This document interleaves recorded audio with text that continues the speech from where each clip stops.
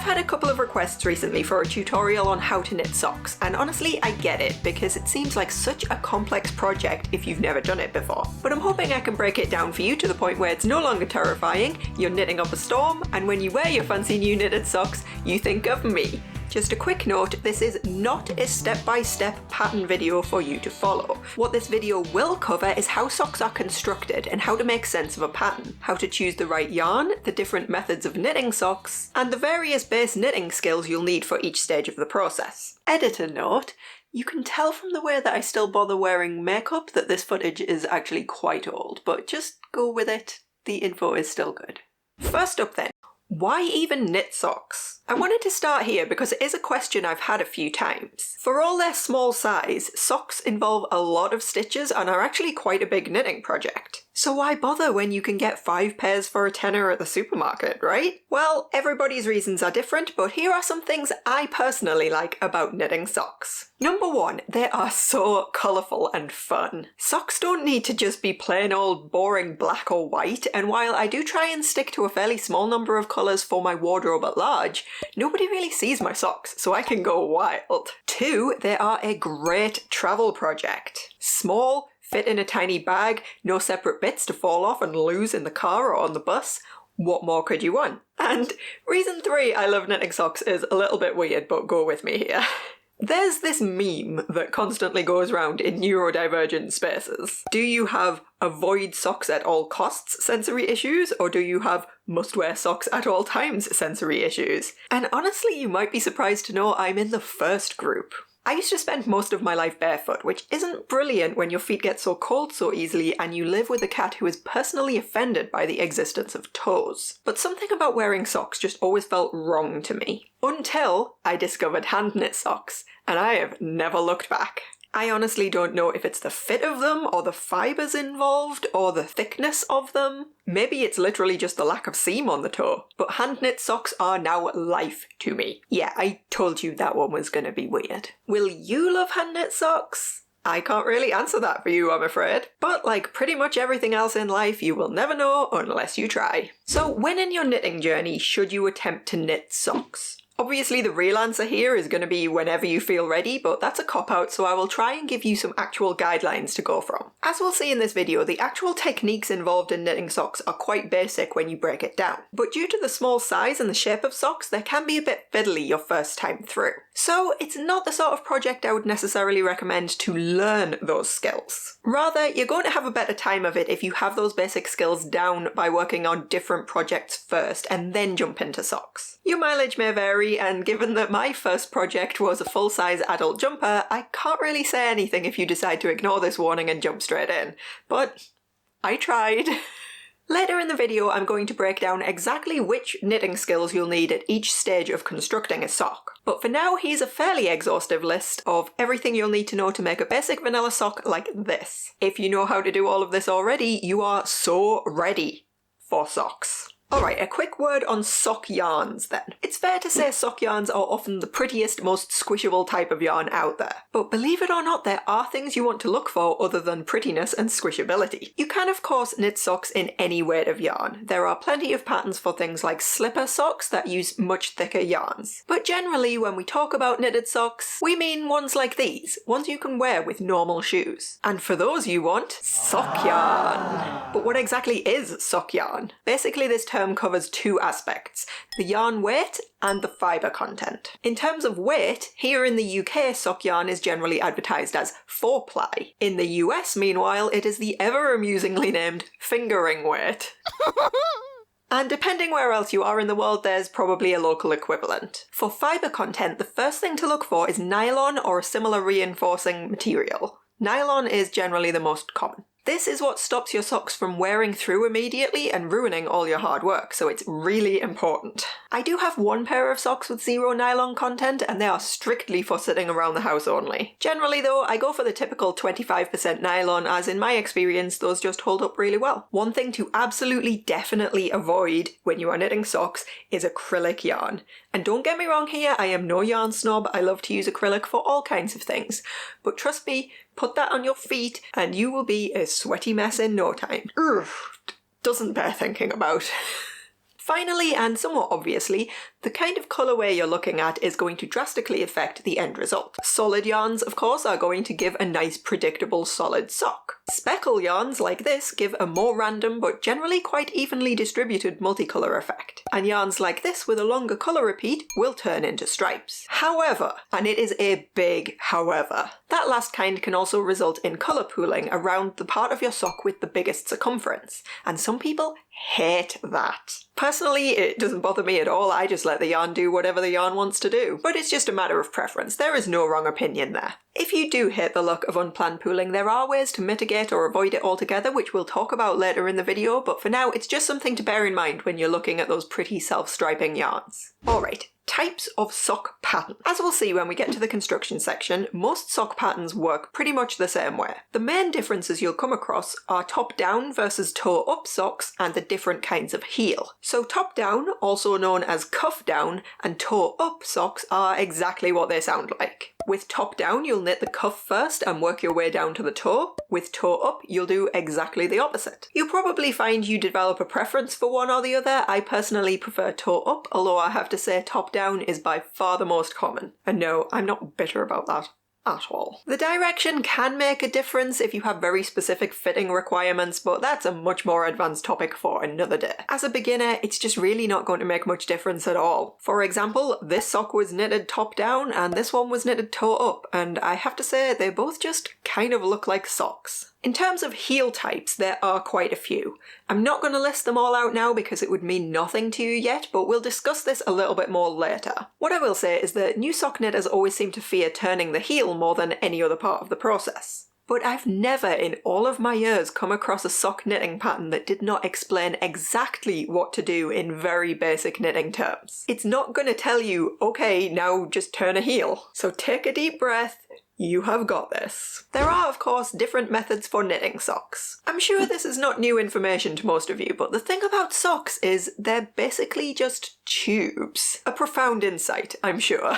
To create a tube, you need to knit what's known as in the round, as opposed to flat. Now, if you're already experienced at knitting in the round, you probably have a preferred method, but the three main ones are magic loop, DPNs, which stands for double pointed needles, or using two circulars together. If you're not familiar with any of these methods, no worries, this is not the place for an in-depth tutorial on knitting in the round, but I'll make sure there are links in the description to take you where you need to go. It's completely personal preference which of these methods you use, and it will make no difference whatsoever to your finished socks. Sometimes you'll find a pattern is written with one particular method in mind, but as long as you understand how socks are constructed, which you will by the end of this video, you'll be able to translate it to your chosen method without really even giving it conscious thought. For example, my Halloween socks this year, or should I say Halloween sock because I did only finish one of them on time, used a pattern explicitly written for DPNs, but I far prefer magic loop and use it for everything, so I just did that and it worked out absolutely fine. Alright.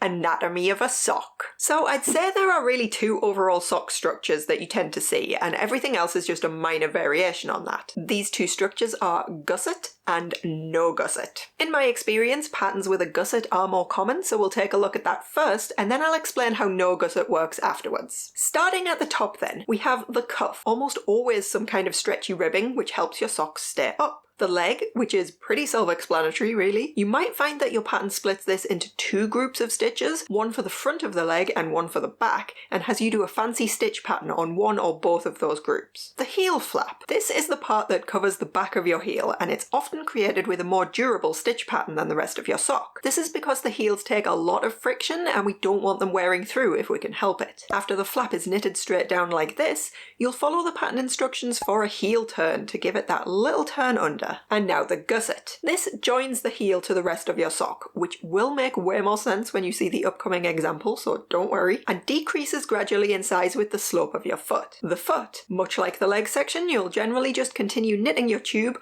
possibly with a decorative stitch pattern on the top section, but it's almost always going to be smooth knit stitches on the bottom. And finally the toe section, which goes over your toes.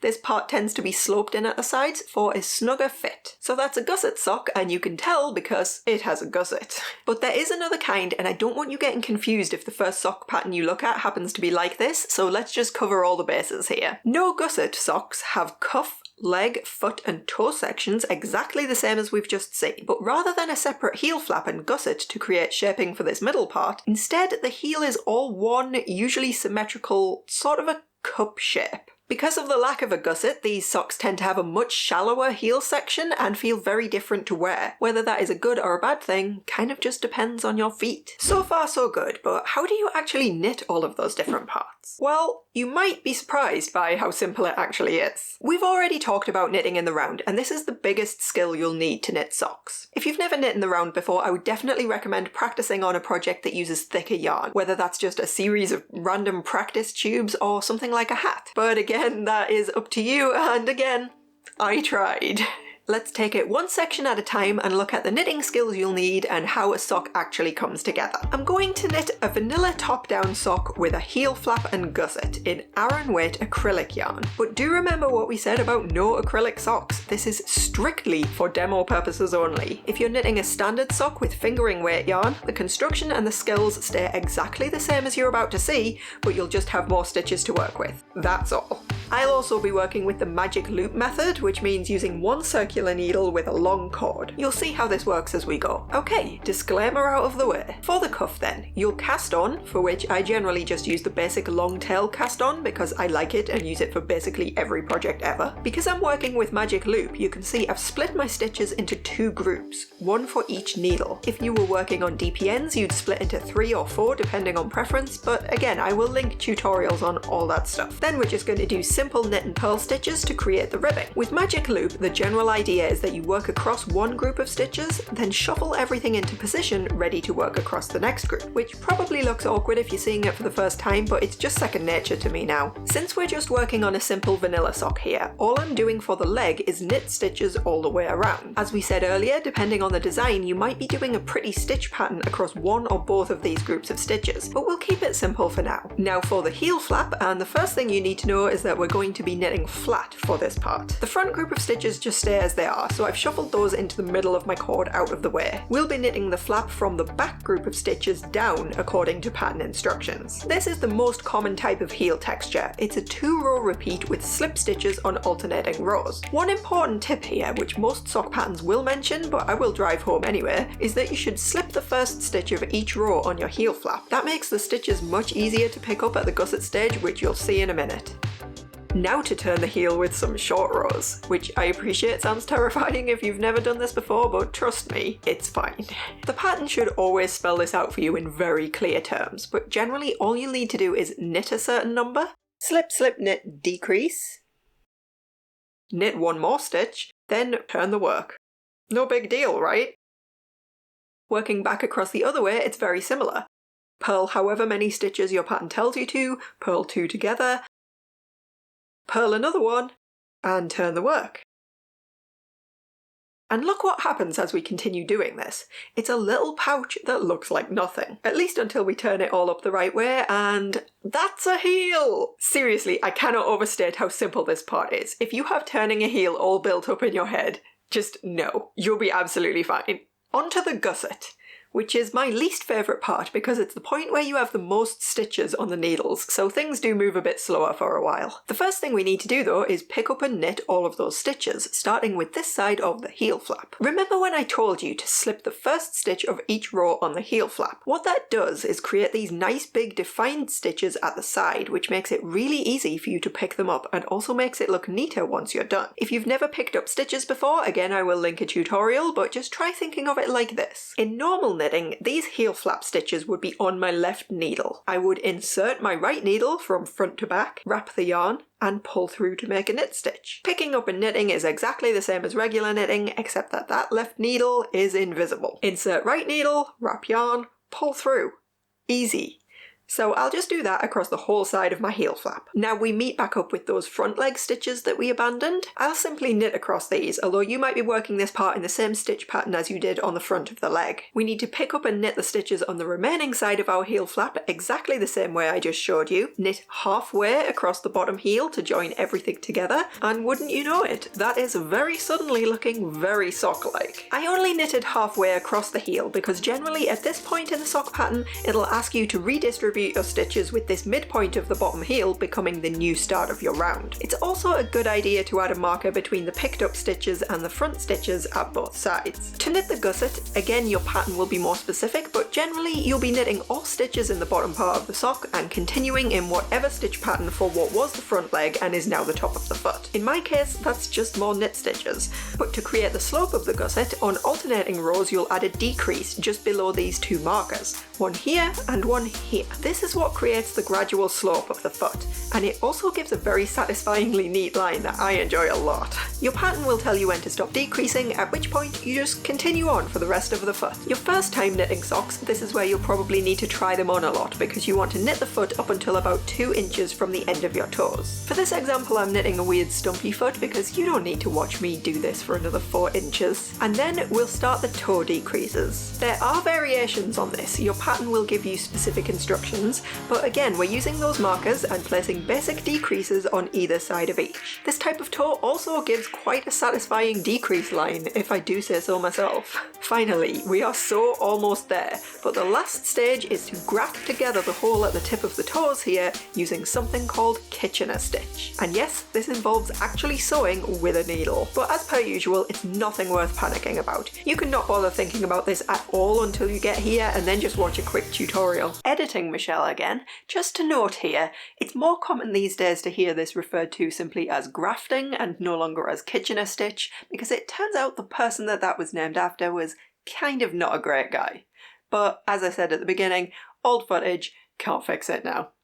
What Kitchener stitch does is graft the top and bottom stitches together almost totally seamlessly. Look at how neat that is. Totally worth the effort. Now, obviously this was a top-down sock and the process is a bit different for toe up, but the skills involved are largely the same and the process is just reversed. Pick a nice beginner pattern, follow the instructions, and you can't go far wrong. So all you'd need to do now is weave in your ends and, oh yeah, do that all over again for your second sock.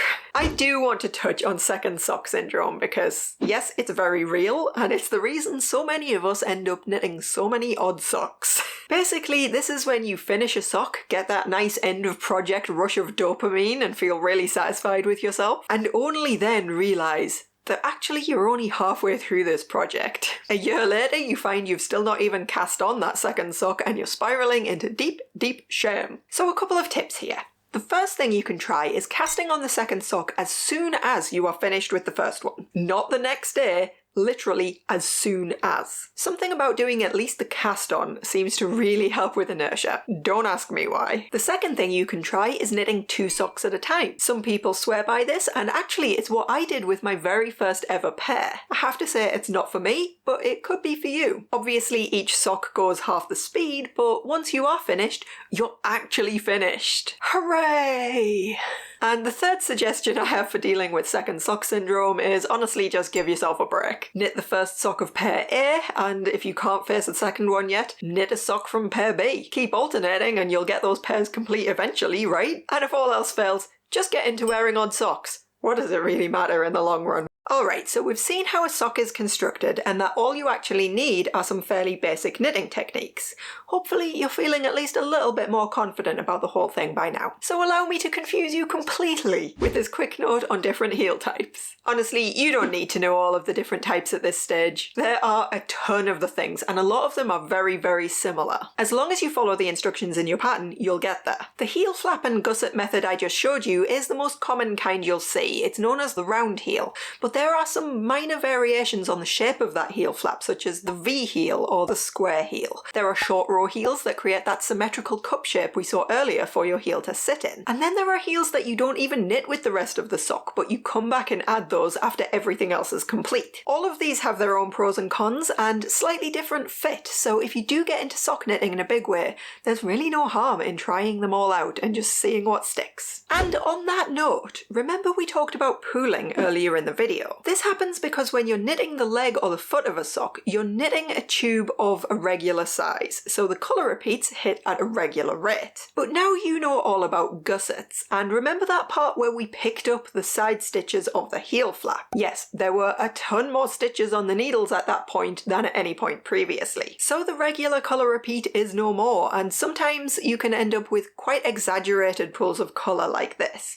It really just depends on the length of the colour repeat in your yarn. One good way to combat this is just to go with a different type of heel. Both the short row heel types and the added on at the end heel types avoid this problem completely because they don't interrupt that colour repeat. These socks were knitted with a forethought heel, so I basically made 2 long tubes and only then went and knitted the heel on as its own separate self-contained thing. You can see the striping in the heel is different to the rest of the sock because the number of stitches involved was different, but it didn't interrupt the striping up here because that was all knitted before the heel was put in. As mentioned earlier, this is a much shallower heel and the fit is not great for me personally, so I prioritise comfort, go with a gusset and just let the yarn pool if it wants to. But if you're absolutely determined to knit a gusset and also determined to avoid pooling, you can get into more advanced techniques like using 2 balls of yarn and alternating which you pull from. That's a whole other video though. Okay, wow, that got long. I hope it was helpful to someone out there, and I look forward to being aggressively shown photos of your first ever pair of socks. I'll add links to some of the straightforward sock patterns I've personally used down in the description, so consider those a good place to start if you need them. Thank you as always to my lovely supporters over on Ko-fi for your continued support, and special shout outs of course to my Stitch Squad members, who this week are Stitching Liz, Mary Ann Johnson, Sunny, Candy Riley Pettinger, Laura Selletts, Rosalie, Enlightened Flamingo, Cross Stitch the Globe, and Shay Condon. As per usual, any questions I didn't cover, please feel free to leave them down in the comments and I will do my best to help you out. But in the meantime, have a brilliant rest of your day and keep making cool stuff. Bye!